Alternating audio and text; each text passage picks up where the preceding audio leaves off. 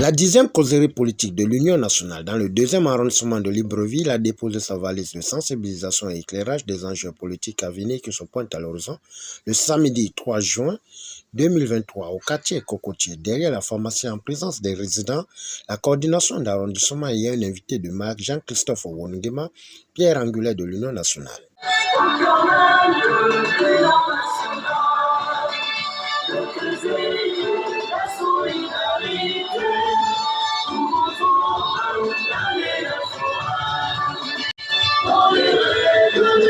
Avec la force de Mme Issambo Poulette, avec son calme, son savoir-faire, que certainement, très certainement, ce sera elle la candidate de l'opposition. Et là, nous allons faire appel à toutes les femmes. Déjà, on peut applaudir ici parce qu'il y a beaucoup de femmes par rapport aux autres endroits où nous sommes passés. Il y a aussi les jeunes, parce qu'ailleurs, on n'a pas vu souvent plus de 6 jeunes. Je suis vraiment dans la cohérence de mes termes parce que j'ai sillonné presque toutes les étapes. C'est la première fois qu'on voit des vieux, des jeunes. Entre jeunes, il y a femmes, filles. Et vraiment, tout le panel humain est là. Aujourd'hui, nous nous réunissons dans un esprit d'unité et de camaraderie pour échanger de ce qui nous concerne, à savoir les différentes échéances électorales à venir. Nous sommes réunis aujourd'hui dans le but de partager des idées, de promouvoir l'importance d'aller voter le jour J. Si quelqu'un pouvait se décourager, je pense que ce serait moi déjà. Les autres sont morts. Moi, je sors de prison. Vous avez appris qu'il y avait eu un coup d'État. Ils ont fait ça coup d'État en 2019 à la RTG, affaire Kéliondobia. Il y avait 9 militaires et un seul civil dans cette affaire. Le seul civil, c'était moi, en prison. Dans tout le Gabon, le seul civil, c'était moi. Ils nous ont pris, on nous a amenés au sous-sol de la présidence, torturés.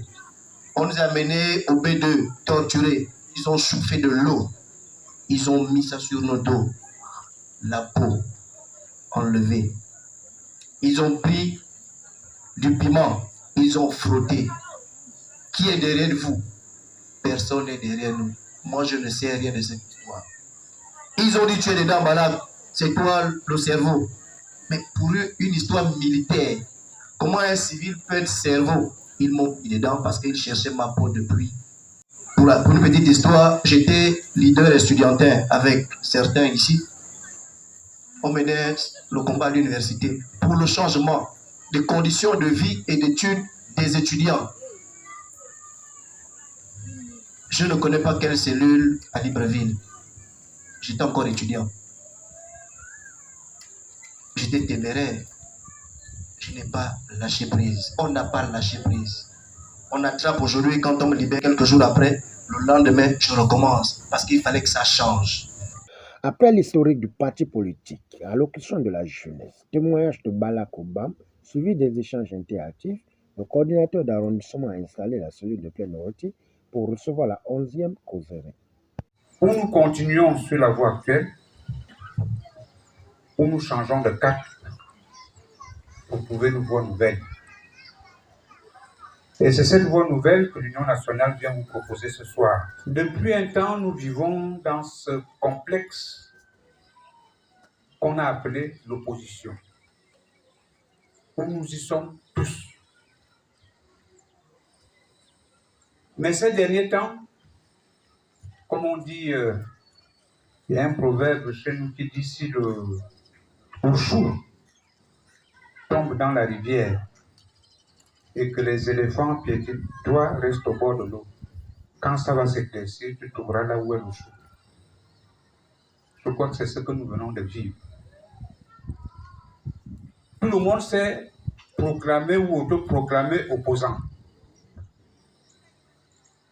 Mais l'actualité a voulu que nous sachions réellement qui veut le changement. Là, je ne parle plus d'opposants, parce qu'il y en a qui sont opposants pour manger. Mais qui veut réellement le changement? Je n'irai pas loin, je citerai seulement un événement capital, la fameuse concertation politique qu'il y a eu autour du chef de l'État. Soyez maintenant fixés. Au nom de Mme Paulette Missambou, présidente de l'Union nationale, au nom du directoire, au nom de la coordination du 2e arrondissement, nous vous installons en même temps que les membres de votre bureau en qualité de coordinatrice Penoreti Pompidou. Face aux enjeux, Jean-Christophe Nguema n'a pas hésité de donner son point de vue en construisant une pyramide ogive du pouvoir. Quand on a voulu charger la police là, pour aller brûler les policiers là-bas, nous étions ceux-là qui ont dit non, nous sommes tous des Gabonais, il ne faut pas ça. La situation est grave aujourd'hui dans ce pays. C'est fait sciemment.